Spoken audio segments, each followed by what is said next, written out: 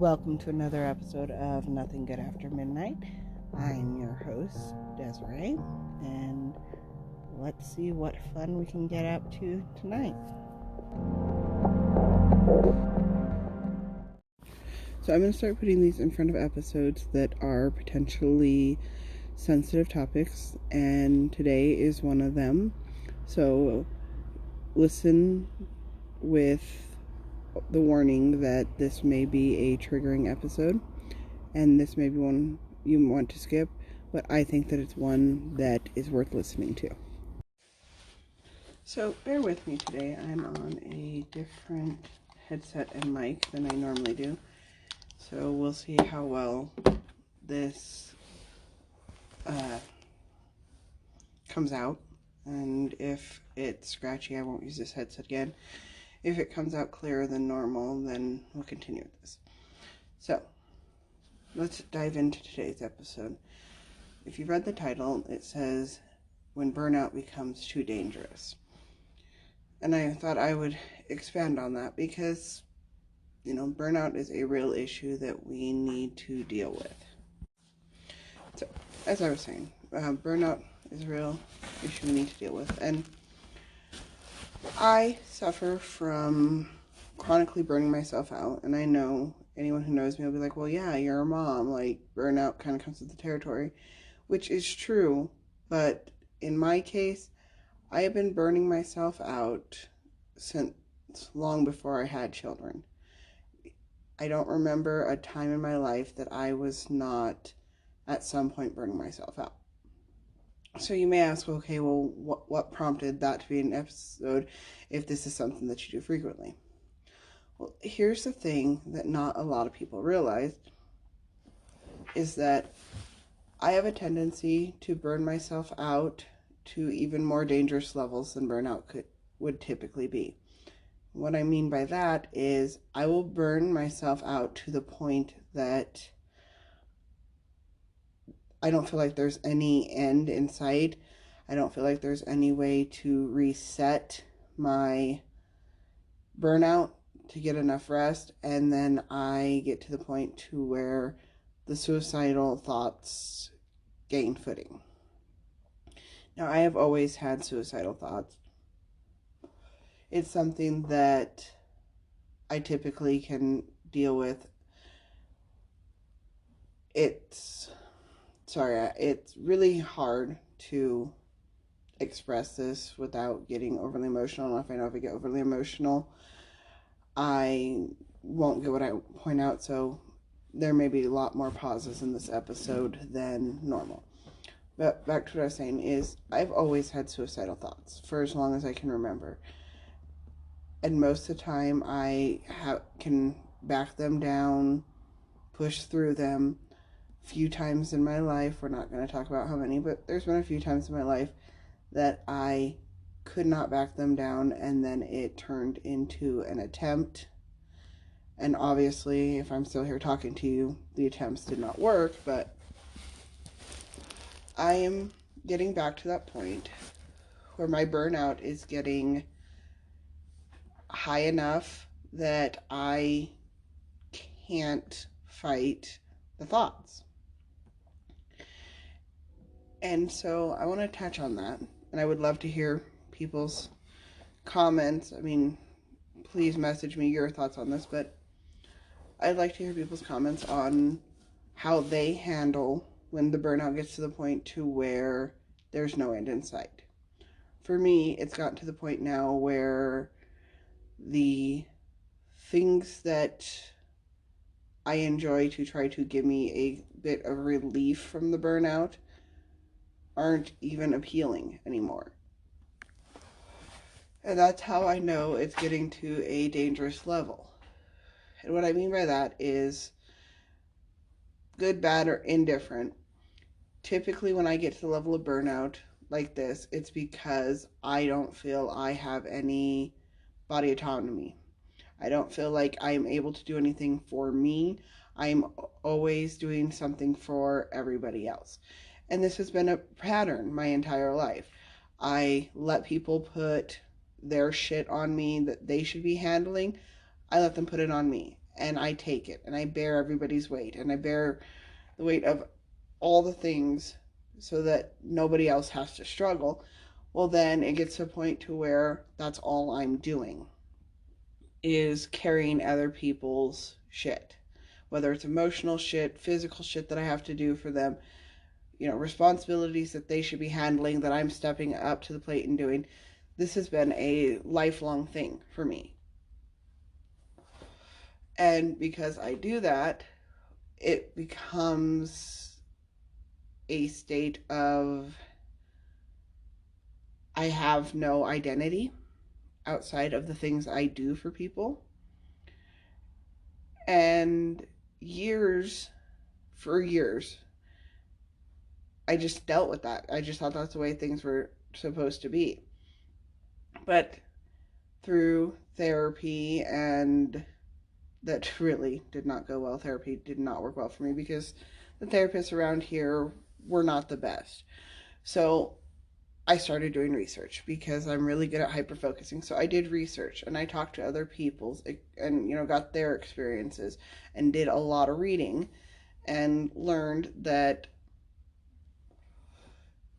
best way to find my own identity is to search for, what I want, what I like, what I enjoy, and try to lean into that, try to make time for that. And it took a lot of years to get to the point to where I understood my own needs. And then the kicker is that through years of sexual assault and domestic violence before I even left home from sources inside and outside my family, I don't like to be touched. There are times that I just don't like to be touched. I'm a very affectionate person, but it needs to be on my terms or it drives me crazy. Well, anyone who has kids knows that there's not a lot of room for space and bodily autonomy because you can't constantly deny your children affection. You have to sometimes grin and bear it, even if you're not in the mood. And yes, I'm teaching my children consent, and they are fairly good at understanding, boundaries of no. My son's had a little more issue dealing with that simply because his love language is physical affection. Mine is not. So that has been a struggle that we can discuss another day. But to stay on point, it has gotten to the point to where I so often am allowing my boundaries to be stepped over a little bit because for me, any form of touch that I don't initiate is a hard boundary, but I have to be flexible with that boundary that I want to be a hard boundary because I have 2 children, I have a spouse, I have animals that like to be in close proximity to me, and even sitting near me at times is too much because I can feel someone else's energy. Well, yesterday we took the kids to a bazaar and then we took them to an event where they got to play some games and take a picture with Santa and Mrs. Claus and see some baby goats. But both of these events drew really large crowds, which meant that I spent all day yesterday with people in my space in close proximity, and I a lot of times borderline on agoraphobic. So it was a lot for me, which meant that the cup finally spilled and I got snappy last night with my husband without meaning to be as snappy as I was. But I got snappy last night when I was watching a live that I had been asked to moderate. And he came in to be near me and I said, "Can I help you?" And it came out a lot harsher than it meant. But it was, I didn't want anyone in my space and I did not communicate that well in the moment because I was trying to listen to what was going on, watch the comments, and make sure that everyone was being civil and kind in a very controversial topic live. It's a live that my friends do every week on Saturday, and that's what they do. The whole point is to be controversial. I hadn't caught one in a long time because I just hadn't had the mental fortitude to do so. I was really interested in last night's topic, and so I was just going to listen, but was asked to be a moderator, and I absolutely can do that. I have no problem being a moderator. The problem became that I didn't want anyone in my space. I had so many people in my space. I didn't want anyone in my space. And to skip forward, because I'm not going to talk much about, the whole thing that happened between me, Steph, and my husband, him and I did settle that. We talked about it. We're going to move past that in this episode. The whole point of this episode is my burnout has gotten to the point now where things that I enjoy no longer bring me joy. And so it has gotten to the point to where I don't want to wake up. And the ways that I can talk myself down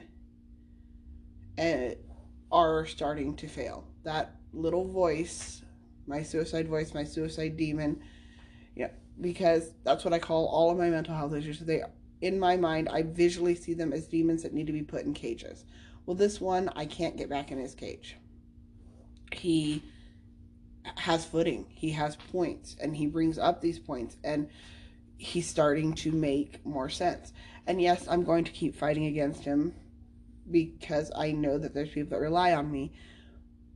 But on the same note, that is something that he brings up, is that so many people rely on me that I'm not allowed to have my own identity.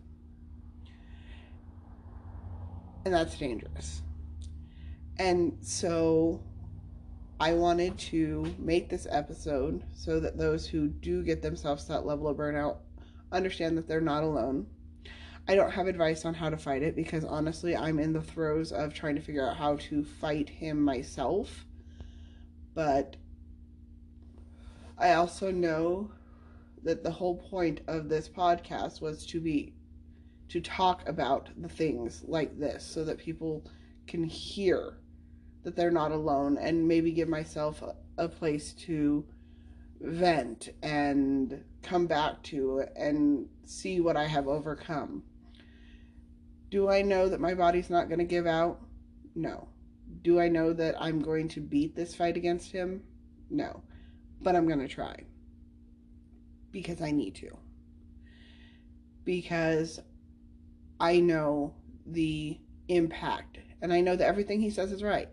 That it shouldn't be. That I am thriving, not even thriving, surviving to take care of things that could be taken care of by someone else. I know that he has a point there. But I also know that giving up and letting him win is not healthy. And it is a permanent choice for a temporary solution. And yes, I'm exhausted. Yes, I'm burnt out. And I really hope that a lot of you have stuck through this. And I really hope that a lot of people will listen to this one if they don't listen to any of my other ones. Because something that may be coming in the next few days, few weeks, this month, because December is a horrible month for me anyways, is me pulling away. I may have to pull away and let people pick up their own shit. I may have to withdraw for my own sanity. I know one thing that I am going to try to implement is at least a few times a month is where I'm going to start. I would like it to be at least once a week, but we're going to start with at least a few times a month. I need to remove myself from everybody and do just what I want to do without anybody touching me, asking me for things or anything. And that's something that I have discussed with those around me who are going to have to deal with my absence. And anyone I haven't, if you're listening to this and you're getting in your feelings about, oh, well, what's this going to mean? Does this mean you're going to disappear on me? Yes, it means I may disappear on you and you may have to pick up your own shit. And this went a lot longer than I expected it to go. So I'm going to wrap it up here and end with this disclaimer that I am struggling to fight this demon, and I may have to retreat to do it. And if somebody has a problem with that, I'm sorry, because the alternative is me lose the fight to him. So, as always, I love your faces. I welcome comments and messages. My email will be in the description as always. And I hope you all are having a fantastic December. Blessed be.